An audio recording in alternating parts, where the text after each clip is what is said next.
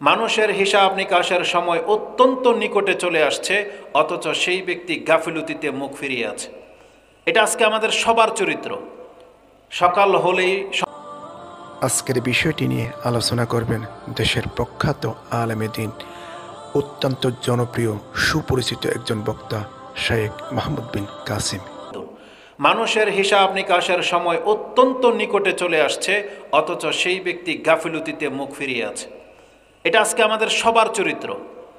সকাল হলেই সন্ধ্যা পর্যন্ত আমরা কোন কাজে ব্যস্ত, এটা আপনি একবার নিজে চিন্তা করে দেখবেন যে আমরা কোন কাজে ব্যস্ত।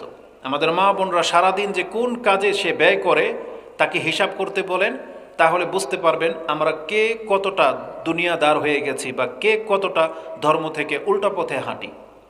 আর এটা এতটা মারাত্মক একটা বিষয়, আর এটা এতটা ভয়ঙ্কর একটা অবস্থানে আমরা আছি। রাসূলুল্লাহ সাল্লাল্লাহু আলাইহি ওয়াসাল্লাম কিন্তু আমাদেরকে জানিয়ে দিয়েছেন যে আমাদের মধ্যে কয়জন ব্যক্তি জান্নাতে এবং কয়জন ব্যক্তি জাহান্নামী। আমাদেরকে সেটা নির্ণয় করার রিপোর্টও জানিয়ে দিয়েছেন যে এটা আপনি সহজেই নির্ণয় করতে পারবেন। কিসের ভিত্তিতে? কর্মের ভিত্তিতে। ইমাম মুসলিম রাহিমাহুল্লাহ তিনি আলী রাদিয়াল্লাহু তাআলা আনহু থেকে একটা হাদিস কোট করেছেন যে একদিন কোনো এক জানাজাতে আমরা বসা ছিলাম, রাসূলুল্লাহ সাল্লাল্লাহু আলাইহি ওয়াসাল্লাম বসেছিলেন, তার হাতে একটা লাকড়ির টুকরা ছিল, ইয়ানকুতু বিহিল আরদ। তিনি তা দিয়ে জমিনে এরকম আঁকাকি করছেন, কিছু একটা ভাবতেছেন আর এরকম হাত লাড়তেছেন। হঠাৎ তিনি মাথা তুলে দিয়ে বলেন, তোমাদের মধ্যে এমন কোনো ব্যক্তি বাদ নাই যার ঠিকানা জান্নাতে না হয় জাহান্নামে ফাইনাল হয়ে আছে।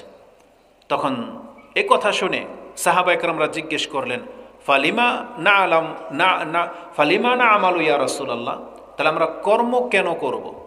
যখন জান্নাত আর জাহান্নাম ফাইনাল হয়ে আছে তাহলে আমাদেরকে কর্ম করতে হয় কেন? এই যে জবাবটা রাসূলুল্লাহ সাল্লাল্লাহু আলাইহি সাল্লাম দিয়েছেন, এটা আমাদের প্রত্যেকের জন্য এটা স্মরণ রাখার মতো একটা কথা।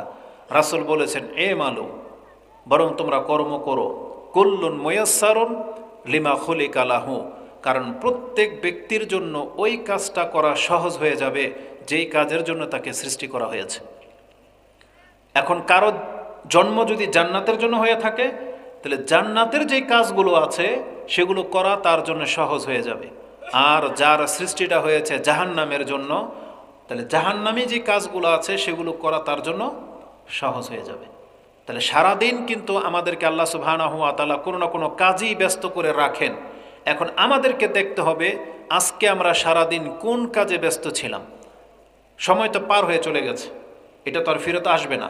তা ফজর থেকে নিয়ে এই যাবৎ আমরা কে কতগুলো ভালো কাজ